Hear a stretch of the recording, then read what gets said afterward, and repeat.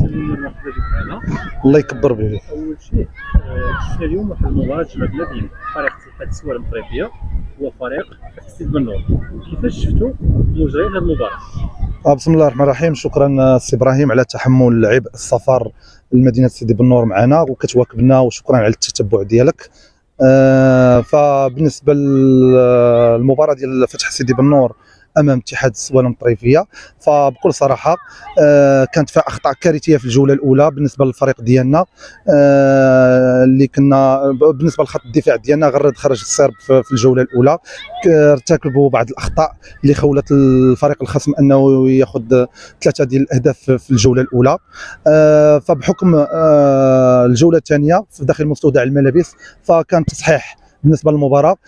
كما شفتوا كان الفريق ديالنا اكثر تحكما في المباراه، وكما شفتوا راه الفريق الخصم ما وصلش للشباك.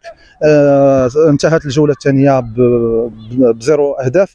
اظن على اننا يتوجب علينا تصحيح ما فات.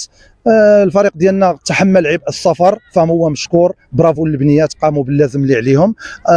كاينه اكراهات ديال الملعب ما عندناش فين نشتغلوا الحصص التدريبيه ديالنا. نتمنى من الجهات المسؤوله انها تمد اليد المساعده لهذا الفريق هذا وتحاول توفر ليه ملعب فين ياخذ الحصص التدريبيه ديالو. فبكل صراحه اكبر نتيجه نتمناو من ربي هو العوده بسلام لمدينه حد السوالم ان شاء الله، والقادم افضل. وبكل صراحه فانا راضي وجد راضي على الفريق الاول اللي هو الفريق النسوي اتحاد الرياضي السوالم الطريفيه. فهو غيقول الكلمه ديالو، ما غينزلش اليد ديالو ان شاء الله. فاليوم كان تعثر، غدا ان شاء الله غادي نوقفوا ونصحوا ونديروا الكوريكسيون ان شاء الله باش نمشيو في الكومبيتيسيون مزيان واللي كل فرس كبوه.